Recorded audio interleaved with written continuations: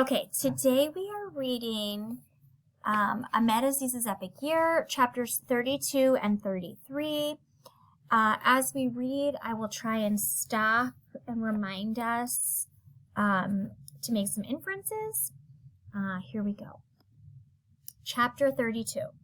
Mom microwaved idlis and put them on a plate in front of me, another early morning for me. Want to visit Dad after school today, she asked. I was turning the idlis in my plate like a DJ and stopped them mid-spin. I'll come, answered Sarah without hesitating, her idlis hidden under a mountain of sugar. I dipped mine in chutney. Maybe. Dad was still in the ICU and still intubated, and I still wasn't excited about sitting by his bedside when he couldn't hear or see us.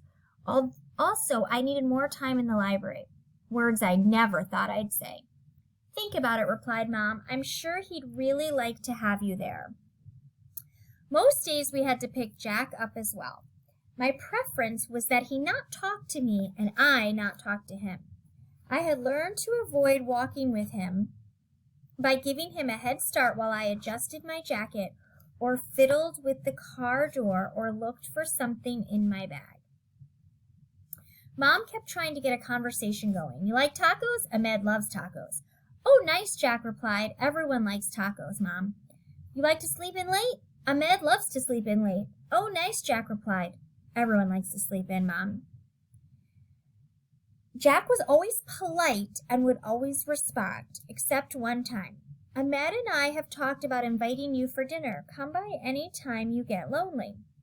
Whoa, Ahmed and I had never talked about it. One night she mentioned Jack must be lonely and suggested we invite him. I hadn't agreed.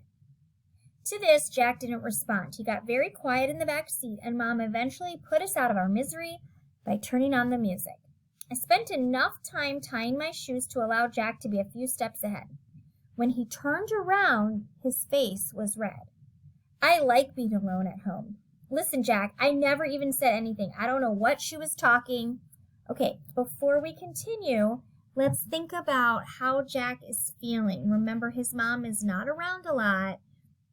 So the fact that Ahmed's mom basically identified him being lonely, how do you think he feels about that? Pause the video and annotate that.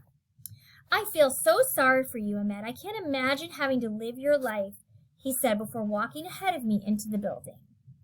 I was the first to arrive in the cafeteria, not sure where Jack was. I waited, notebook open, ready to go. Jessica was the next to arrive. Whoa, look who's getting serious, she said. Does this mean you've read the book this time? Read it? I could have written it. Prove it. What, like a book report? Yeah, like a book report. Well, it's the story of a family who lives in the suburbs of New York. Claudia, who's 12 years old, convinces her 9-year-old brother to run away to Manhattan, where they hide in the Metropolitan Museum of Art. Well, that proves you read the first couple of chapters. I held my hand up, letting her know I had more. There's a mystery behind a Michelangelo statue in the museum. Claudia feels she will be ready to go home when she solves it. The solution to their mystery is found in the very strangely organized filing system of Mrs. Frankweiler. Way to read the jacket cover, Aziz, Jessica said. Ari and Jack came in together. Geez, chill out, Jessica, Ari said. You're going to get an ulcer before you're 20. The decorating committee was there early, dragging boxes and ladders. They started at the other end of the cafeteria, taking down construction paper, autumn leaves, and cardboard cutout cornucopias. In case the foot of snow outside wasn't enough reminder that fall was over. Nice job, Ari yelled to one of the decorators. Thanks, she yelled back. As usual, I didn't know what they were talking about.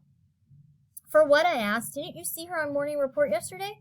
She was Student of the Month. She collected more coats and blankets to give away this winter than anyone else. I was supposed to be Student of the Month, Jack started to say. For what? Jessica interrupted with a laugh. Jack ignored her laugh. For having the most followers on Connect. Geez, I didn't realize they were so desperate. She got us back to business. Why don't we get started? Sounds good to me, Ari answered. This time, I think we should focus on the different characters. I know. I'll take notes, I said. I drew columns and rows in my notebook. I'll keep track of every pearl of wisdom you drop, Jessica. I'm liking you more and more, Ahmed, but you need to raise your hand a little more in class. Did you see the board? We're an inch behind Carl's team. As soon as Mrs. Garter had unveiled the scores after we'd finished holes, I knew Jessica would get even pushier. I didn't think that was possible. The nice thing about this book is that there are only 3 main characters, she continued. There's Claudia, her brother Jamie, and Mrs. Frankweiler. If all of us share a couple of ideas about each, maybe Ahmed can put together some good notes. I'll start. Of course, Ari said with a smile. We wouldn't have it any other way. The ladder fell, rattling through the cafeteria. Like a car's wiper across a windshield, the decorating committee had cleared the leaves off the far corner, wiping fall clean. Well, I really like Claudia. I love how she knows what she wants and goes for it, Jessica said.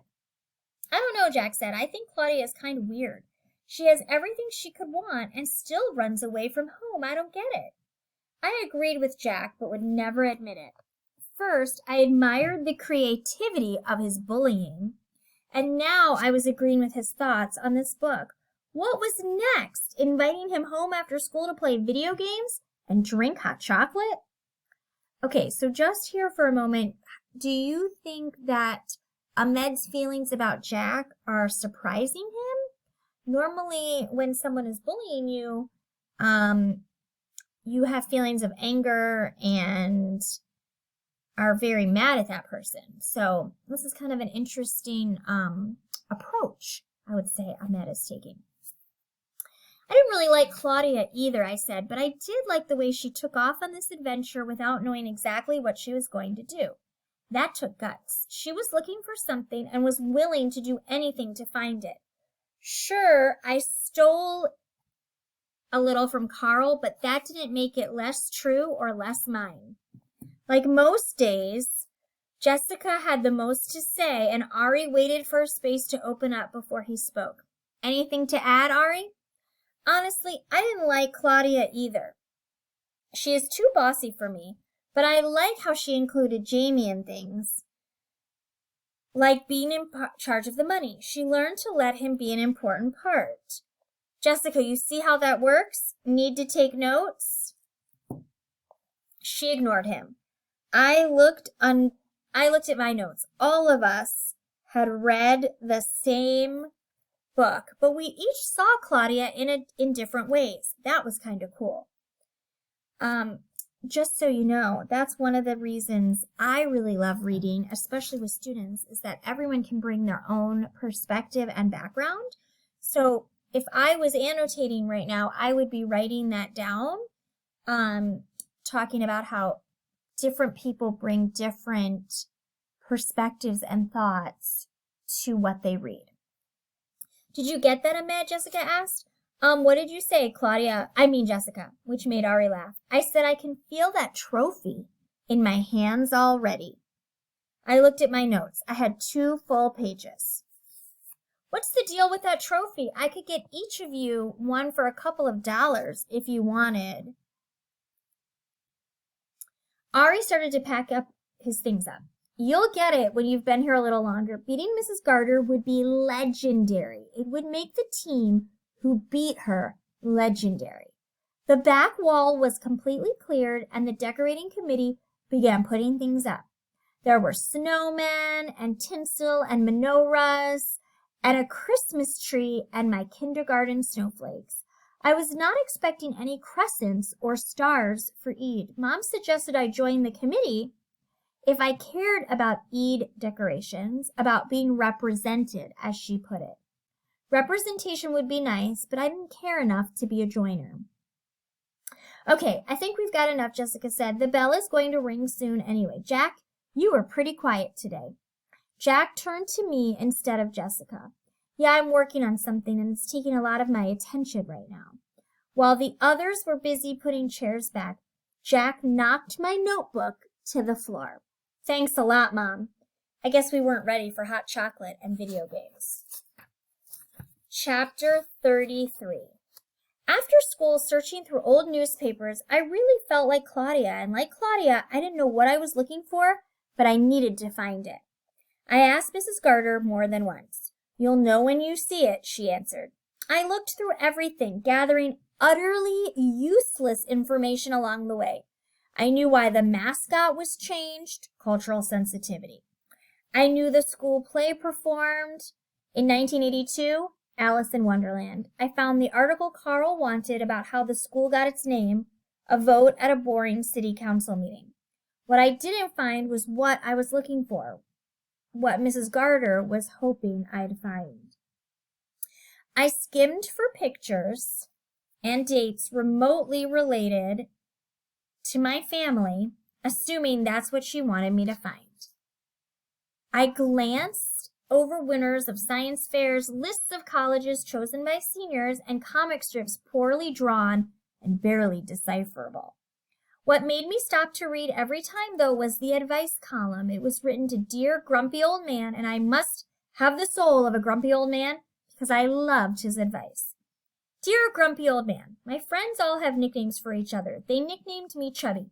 I pretended to laugh when they told me, but I don't think it's funny.